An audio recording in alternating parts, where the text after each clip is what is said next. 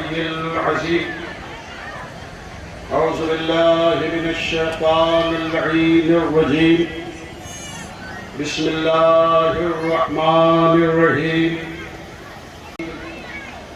والصلاة والسلام على أشرف الأنبياء والمرسلين وخاتم النبيين سيدنا ونبينا وشفيعنا طبيب نفوسنا وحبيب قلوبنا ومولانا بالقاسم محمد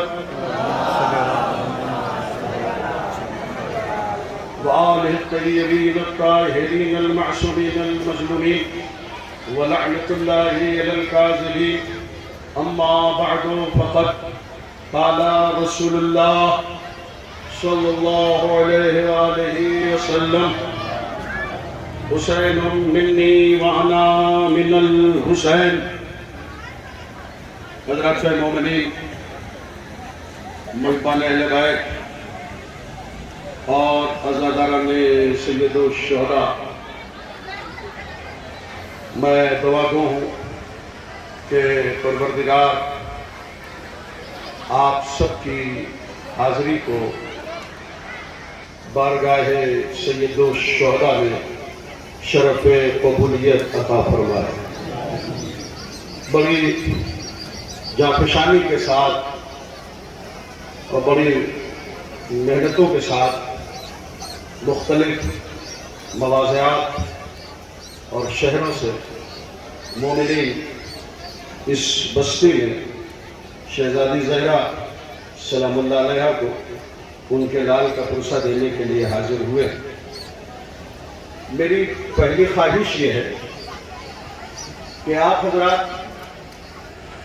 حسین ابن علی کی بارگاہ میں اس وقت لبیک کہنے کے لیے آئے ہیں، تو میں لبیک یا حسین کہتا ہوں، اور آپ 5 مرتبہ جب میں لبیک یا حسین کہوں تو آپ کی آواز لبیک یا حسین کی اتنی بلند ہو کہ وہ اس بستی سے ہواؤں کے دوش پر بلند ہو کے کربلا میں حرم امام حسین تک پہنچے، اور ہر لبیک یا حسین ایک دوسرے لبیک یا حسین سے بلند ہو، تاکہ رسول کا نواسہ بھی یہ سوچے کہ میرے چاہنے والے جمع ہوئے ہیں کہ جو میری صدائے حلم الناصرین پر لبیک یا حسین کہہ رہے ہیں. پوری آمادگی کے ساتھ، پوری توجہ کے ساتھ جو جہاں ہے وہ لبیک یا حسین کے ساتھ شریک ہو. میں آواز بلند کر رہا ہوں، میں نعرہ بلند کر رہا ہوں: لبیک یا حسین، لبیک یا حسین، لبیک یا حسین، لبیک یا حسین، لبیک یا حسین. یقیناً فطرس کے ذریعے ہماری یہ آواز بارگاہ سید الشہداء تک انشاءاللہ پہنچ گئی ہے. گرامی قدر سامعین، پوری انسانی تاریخ میں حسین اس بندے کا نام ہے کہ جس کا احسان ساری کائنات پر ہے. حسین نے صرف اسلام کو نہیں بچایا، کائنات بچائی ہے، انسانیت بچائی ہے، نسل انسانیت بچائی ہے. آپ ذرا توجہ دیں تو ایک میں اہم جملہ عرض کروں کہ جب 10 محرم سن 61 ہجری کو علی اصغر کا خون حسین نے اپنے چلو میں لیا، آسمان کی طرف پھینکنا چاہا، آواز آئی: اے حسین، اگر ایک قطرہ آ گیا تو قیامت تک پانی نہیں برسے گا. تب حسین نے وہی خون علی اصغر زمین کی طرف پھینکنا چاہا، آواز آئی: اے حسین، اگر ایک قطرہ یہاں آ گیا تو قیامت تک دانا نہ اگے گا. آپ مجھے انصاف سے بتائیں، اگر پانی نہ برستا، دانا نہ اگتا تو غذا کیسے فراہم ہوتی، دانا کیسے تیار ہوتا۔ حسین اگر چاہتے تو انتقاماً بھی خون علی اصغر آسمان کی طرف پھینک دیتے یا زمین کی طرف پھینک دیتے، پھر پانی برسنا رک جاتا، پھر زمین سے دانا اگنا رک جاتا، مگر حسین نے وہ خون اپنے چہرے پر مل کر قیام حسین نے مل لیا اور پھر پانی برسنے کا موقع فراہم کیا، زمین سے دانا اگنے کا موقع فراہم کیا۔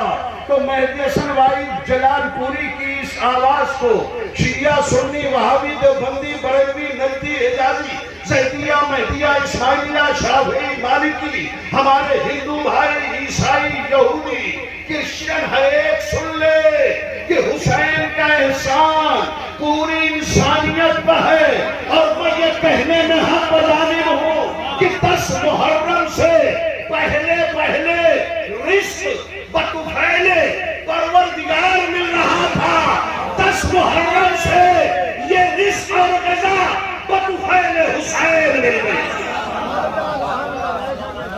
یہ حسین ابن علی کا ذرا بلند آواز سے آواز تو حسین نے نسل انسانی کو بچایا، حسین نے انسانیت پر احسان کیا، اور دوسری بات یہ کہ حسین نے دین بچایا۔ یہ ناسمجھ ہے مسلمان ملا کہ کبھی کبھی کہہ دیتے ہیں اسلام خطرے میں ہے، جہاد واجب ہے۔ انہیں سوچنا چاہیے یہ اسلام حسین کا بچایا ہوا ہے، خطرے میں کیسے ہو سکتا ہے؟ مگر کہتے ہیں صاحب ناسمجھی ہے کہ اسلام خطرے میں ہے، جہاد واجب ہے، اسلام خطرے میں ہے، جہاد واجب ہے، اور یہی نعرے دوسروں کو موقع دے دیتے ہیں مسلمانوں کا مذاق اڑانے کے لیے۔ بھئی اسلام خطرے میں کہاں ہے؟ تھا اسلام خطرے میں وفات رسول سے لے کے حسین کی شہادت تک 50 سال کا جو زمانہ گزرا، 11 ہجری سے لے کے سن 61 ہجری تک اسلام خطرے میں تھا ضرور، اور اتنا خطرے میں تھا کہ جمعے کی نماز بدھ کو پڑھا دی گئی تھی، اتنا خطرے میں تھا کہ صبح کی 2 رکعت 4 رکعت پڑھا دی گئی تھی، مگر 10 محرم سن 61 ہجری کے بعد مسلمان خطرے میں ہو سکتا ہے، اسلام خطرے میں نہیں ہو سکتا۔ حسین کا بچایا ہوا اسلام اتنا مضبوط ہے، اتنا مستحکم ہے کہ قیامت تک مسلمان کے خطرے میں ہونے کا خطرہ ہے، اسلام کو کوئی خطرہ نہیں ہے۔ ایک جملہ جو جہاں بڑی توجہ سے سن لے سارے عزاداران حسین ابن علی، کہ آج جو مسلمان نماز پڑھ رہا ہے یہ رسول اللہ کی پہنچائی ہوئی نماز نہیں ہے، یہ حسین کی بچائی ہوئی نماز۔ توجہ ہے میں نے محترم بلند آواز سے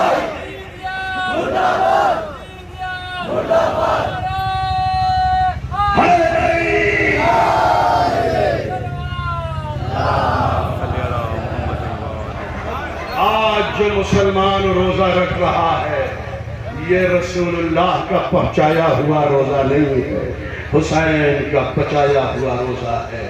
میں دعا گو ہوں کہ پروردگار میرے ان تمام عزاداروں کو، مومنین کو، میری ماں اور بہنوں کو خیریت سے اپنے گھر پہنچائے، اور ماشاءاللہ سب کالے لباس میں ہیں، یہ ہمارا یونیفارم ہے کالا لباس، اور بعض انتہا پسند مسلمان جب محرم کا چاند ہوتا ہے اور ہم لباس پہنتے ہیں تو طرح طرح کے اعتراض کرتے ہیں، دیکھو یہ کالا لباس پہنے ہیں، یہ راضی ہیں، یہ ہیں، یہ وہ ہیں۔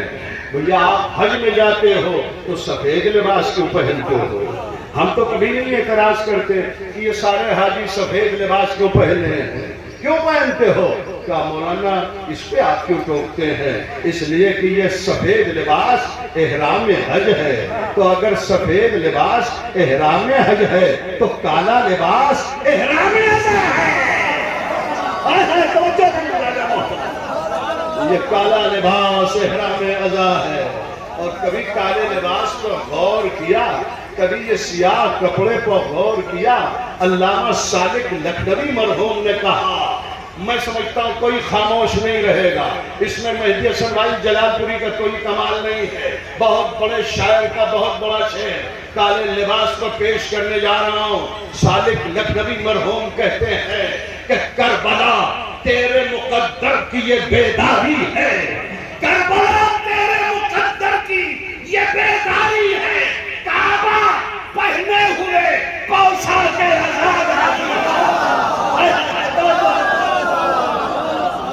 کربلا تیرے مقدر کی یہ بیداری ہے، کعبہ پہنے ہوئے پوشاک آزاداری ہے۔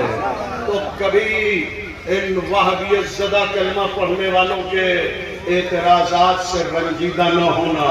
وہابیت اعتراض کرتی رہے، وہابیت کبھی ہماری نمازوں پر کوئی اعتراض نہیں کرتی، ہمارے روزوں پر کوئی کرٹیسائز نہیں ہوتا، ہمارے حج پر کوئی اعتراض نہیں کرتا، اس لیے کہ ان وہابیوں کو معلوم ہے کہ ایمان کی بیٹری جس چارجر سے چارج ہوتی ہے وہ نماز نہیں ہے، وہ روزہ نہیں ہے، وہ حج نہیں ہے، وہ عزاداری ہے، وہ مجلس حسین ہے، وہ فرش عزا ہے۔ ان مجلسوں کی قدر کرو، ان جلوسائے عزا کی عزت کرو، احترام کرو، اور جو شرکائے جلوس ہوتے ہیں ان کی بڑی شان ہے۔ آپ کو معلوم ہے نا کہ جب آیت اللہ العظمی نائب امام حضرت برجردی تاباسرا کے جو مرجع تھے اور ان کی آنکھوں کی روشنی 25-30 سال کی عمر میں کم ہو گئی تھی اور انہوں نے امام زمانہ سے توسل کیا تھا، اور 40ویں دن جب امام زمانہ سے ملاقات ہوئی، ایک راستے سے برجردی صاحب جا رہے تھے، ادھر سے گھوڑے پر سوار ہمارے آخری امام آ رہے تھے، تو ایک مرتبہ امام زمانہ نے کہا، برجردی کہاں جا رہے ہو؟ کہا مجھے نہ چھیڑو، میں امام زمانہ کی تلاش ہوں۔ کہا انا صاحب العصر والزمان، میں ہی تمہارا امام زمانہ۔ کہا آپ امام زمانہ ہیں تو آپ سے مصیبت اور مشکل بیان کرنے کی ضرورت نہیں۔ کہا تم اپنی آنکھوں کی روشنی کے لیے مجھ سے رابطہ کر رہے ہو، مجھے معلوم ہے کہ تمہاری آنکھوں کا مرض اتنا سخت ہے کہ حکیموں نے لا علاج قرار دے دیا، ڈاکٹروں نے کہا اس کا کوئی علاج نہیں، اس کا علاج یہ ہے کہ کل میرے جد حسین کا جلوس عزا برآمد ہوگا، تو اس جلوس میں برجردی شریک ہونا اور کسی عزادار کے پیر کے نیچے کی خاک اٹھا کے اپنی آنکھوں پر مل لینا، تمہاری آنکھوں کا نور واپس۔ جلوس عزا کی قدر کریں اور اس میں شریک ہو۔ حسین تیری قربانیوں کو ہمارا سلام، حسین تیری جافشانیوں کو ہمارا سلام۔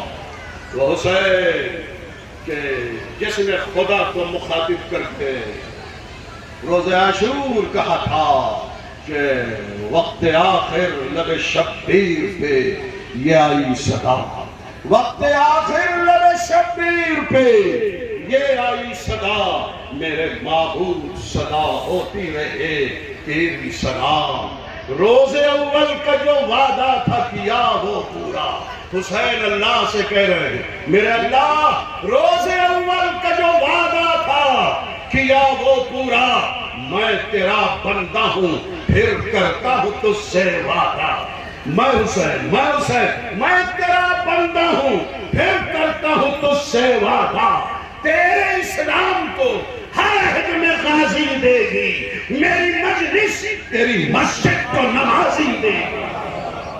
آج نمازیں حسین کی وجہ سے، آج یہ سجدے حسین کی وجہ سے، آج یہ قرآن کی تلاوت حسین کی وجہ سے ہو رہی ہے۔ گرامی قدر سامعین، میرے پاس وقت نہیں ہے اس لیے کہ مجھے ایک دوسری جگہ بہت فوراً سفر کر کے ٹرین کو پکڑنا ہے، لیکن یہ کہ جو گنجائش بن رہی ہے میں اتنے وقت میں یہ کبھی نہیں کہتا کہ آپ کی زحمت ختم کر دوں گا، زحمت کا لفظ تو میں استعمال ہی نہیں کرتا فرش عزا پر جلوس میں، اس لیے کہ اگر ذکر اہل بیت زحمت بن گیا تو پھر رحمت کیا ہے۔ تو آپ تھوڑی دیر اور تشریف فرمائیں اور ان باتوں کو سماعت فرمائیں۔ حسین کی ذات گرامی، وہ عجیب ذات گرامی ہے کہ آج پوری دنیا میں حسین کا غم منایا جا رہا ہے۔ حسین کا غم منانے والے صرف مسلمان نہیں ہیں، سکھ بھی حسین کا غم منا رہے ہیں، ہندو بھی حسین کا غم منا رہے ہیں۔ فراق گورکھپوری ہندو شاعر تھے، بہت بڑے شاعر تھے، مجلسوں میں بہت موقع پا کے شرکت کرتے تھے۔ گورکھپور ان کا وطن تھا مگر وہ باہر بھی جاتے تھے، تو ہندو شاعر تھے فراق گورکھپوری، مگر مجلسوں میں شرکت کرتے تھے۔ اور مجلسوں کی شان پر ان کی رباعیاں ہیں، ان کے اشعار ہیں۔ ایک رباعی فراق گورکھپوری کی یہ ہے، کہتے ہیں کہ مجلس میں آئے صاحب ایمان ہو گئے۔ بھیا ہندو ہیں، موڈ میں ہے نا، مجلس میں آئے صاحب ایمان ہو گئے، جنت میں قصر مل گیا مہمان ہو گئے۔ بھیا ہندو شاعر کہہ رہا، مجلس میں آئے صاحب ایمان ہو گئے، جنت میں قصر مل گیا مہمان ہو گئے، کام آ گئی فراق محبت حسین کی، کلمہ پڑھے بغیر مسلمان ہو۔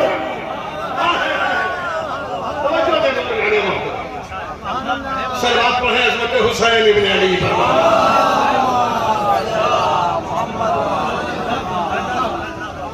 پوری دنیا میں حسین کا جلوس برآمد ہو رہا ہے، حسین کی عزاداری ہو رہی ہے۔ ہندوستان میں حسین کی عزاداری بس شان ہے۔ میرے پاس وقت نہیں ہے، ورنہ خواہش تھی کہ میں آج کے اس پروگرام میں اور اس تقریر میں ذرا پوری دنیا کے کچھ ملکوں کا آنکھوں دیکھا عزاداری کا حال پیش کرتا، کچھ یورپ کے ممالک کے آنکھوں دیکھے جلوس اور کچھ امریکہ کے آنکھوں دیکھے جلوس، لیکن ہاں بس لندن کے ایک جلوس کا 1 منٹ میں 2 منٹ میں تذکرہ کرنا چاہتا ہوں۔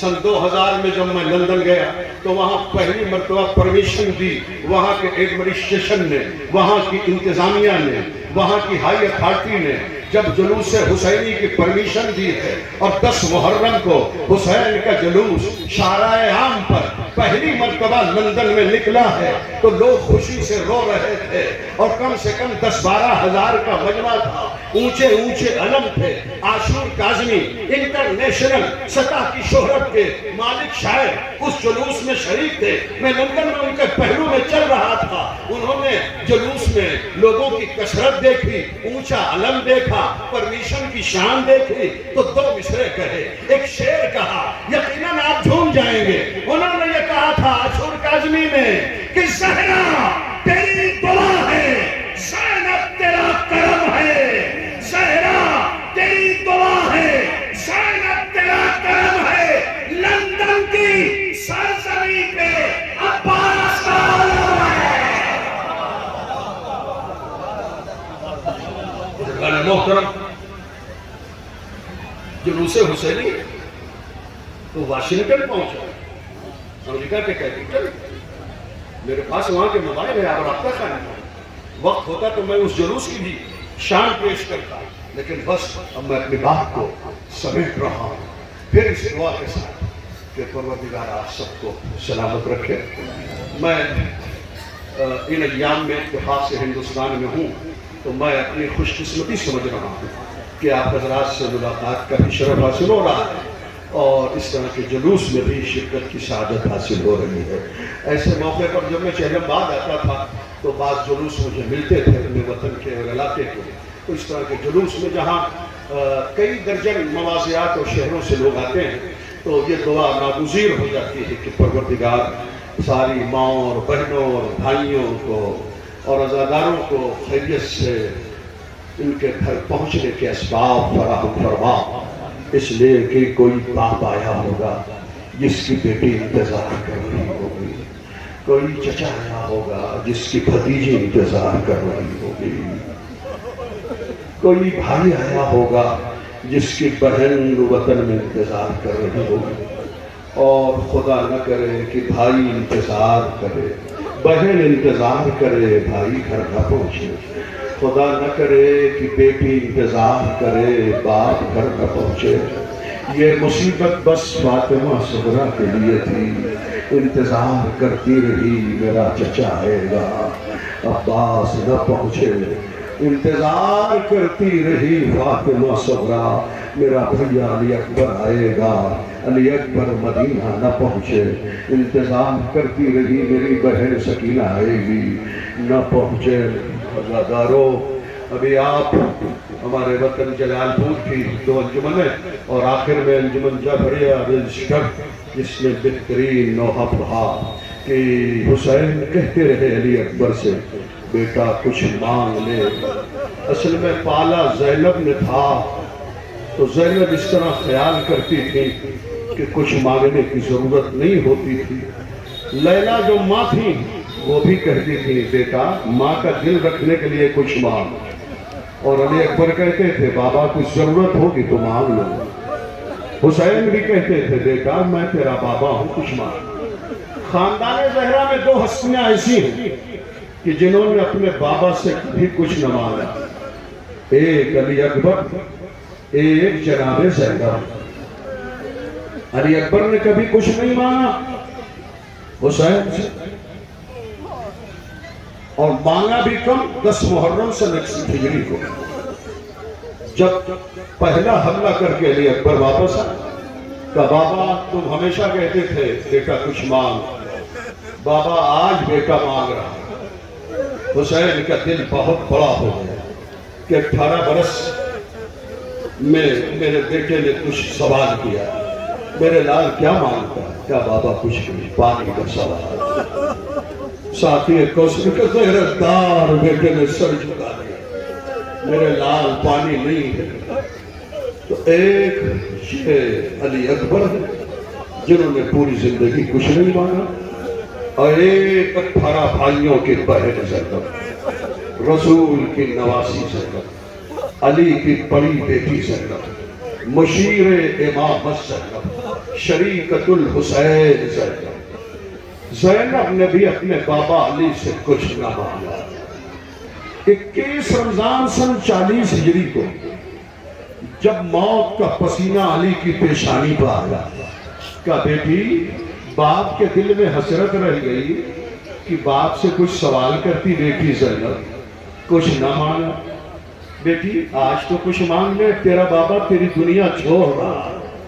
اچھا بابا تمہاری خواہش ہے نا تو بیٹی مانگ رہی ہو۔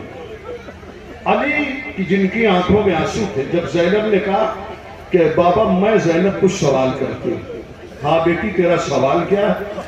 مرنے سے کچھ پہلے، علی کا دم نکلنے والا ہے اس سے کچھ پہلے ایک مرتبہ زینب کہتی ہے بابا بس سوال یہ ہے، مانگنا یہ ہے کہ جب میں کسی مشکل اور مصیبت میں گھری رہوں اور آپ کو مدد کے لیے پکاروں تو اس وقت آپ ضرور آ جائیے گا بابا۔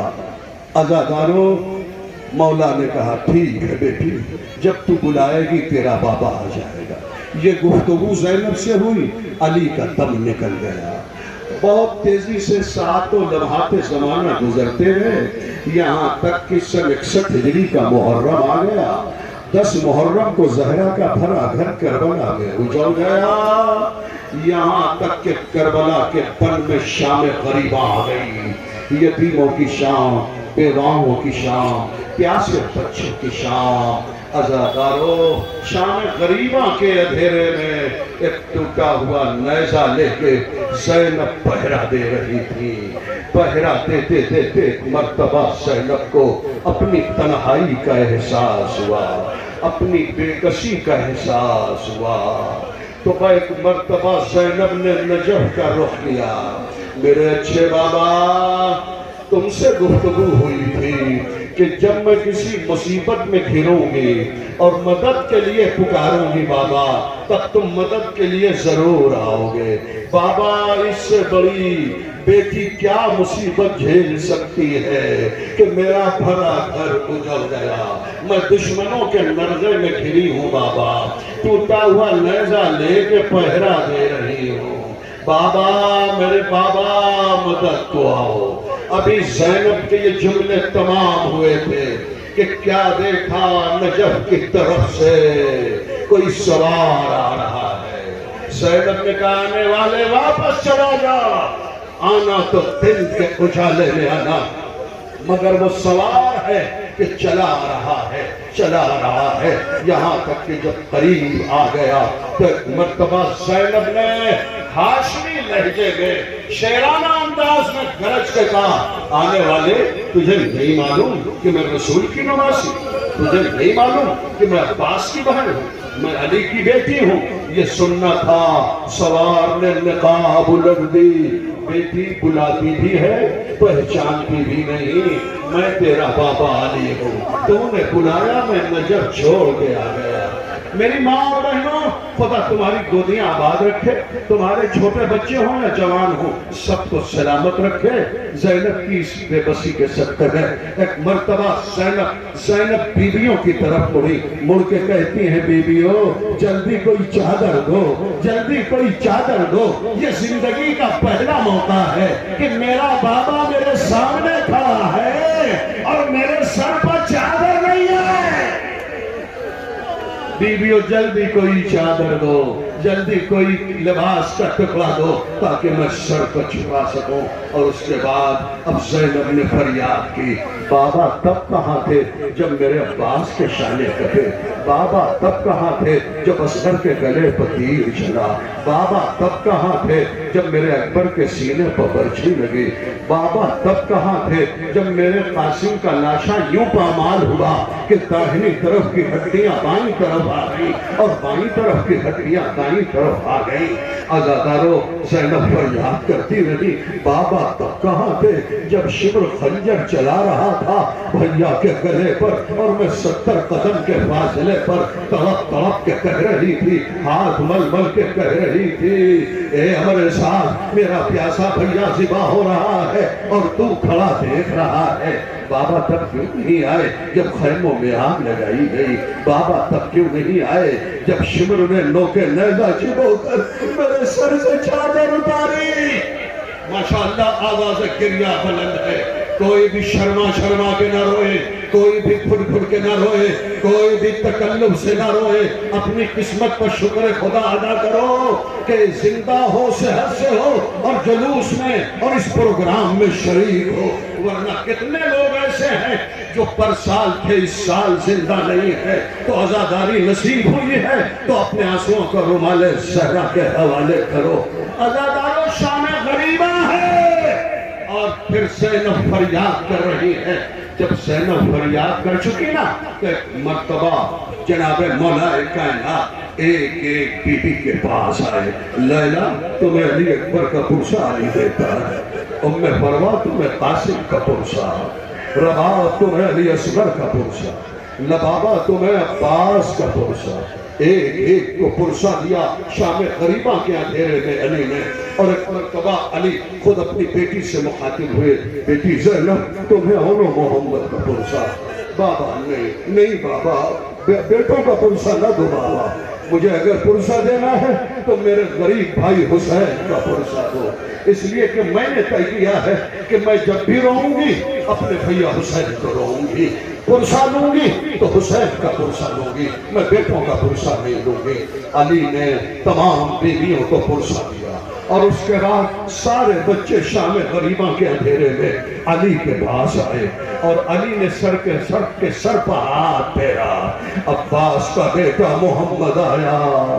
علی نے محمد کو سینے سے لگایا، یہ 6 برس کا بچہ ہے ابو الفضل عباس کا، دست شفقت پھیرا، اس یتیم بچے کے سر پر علی نے ہاتھ پھیرا۔ ہمارے 5ویں امام جن کا سن و سال تقریباً 5 برس کا تھا وہ بھی اپنے دادا علی کے پاس آئے، علی نے بہت سینے سے لگایا محمد باقر علیہ السلام کو۔ مسلم بن عقیل کی 6 برس کی یتیم بچی عاتقہ بنت مسلم آئی اپنے دادا علی کے پاس، علی نے سر پر ہاتھ پھیرا عاتقہ کے، سارے بچوں کو سینے سے لگایا علی نے، مگر عزادارو ان بچوں میں سکینہ علی کے پاس نہ آئی، سارے بچے آئے سکینہ علی کے پاس نہ آئی، بلکہ سکینہ ایک فاصلے پر کھڑی ہوئی تھی، بہت دور علی سے دور کھڑی ہوئی تھی سکینہ خود اپنے دادا علی کے پاس نہ آئی، بلکہ علی چل کے خود آئے سکینہ کے پاس اور آن کر علی نے ایک بڑا قیامت کا جملہ کہا، بیٹی سکینہ کیا دادا سے ناراض ہے کہ سارے بچے میرے پاس آئے، تو دادا کے پاس نہ آئی؟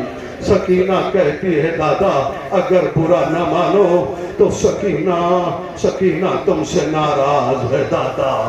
ازادارو سکینہ سے علی نے پوچھا بیٹی سکینہ ناراض کیوں ہے؟ کہا دادا شام غریبہ میں آپ نے جانا نا بیٹی کی محبت کیا ہوتی ہے، آپ کی بیٹی زینب نے آپ کو مدد کے لیے پکارا، آپ نجف چھوڑ کے آ گئے۔ اے دادا میں حسین کی بیٹی جب شمر خنجر چلا رہا تھا تو میں ہاتھ پھیلا کے کہہ رہی تھی ہے کوئی جو میرے بابا کو بچا لے، ہے کوئی جو میرے بابا کو بچا لے۔ اے دادا علی اگر اس وقت آپ نجف سے آ جاتے تو میرے بابا کے گلے پہ خنجر نہ چلتا، میں یتیم نہ ہوتی۔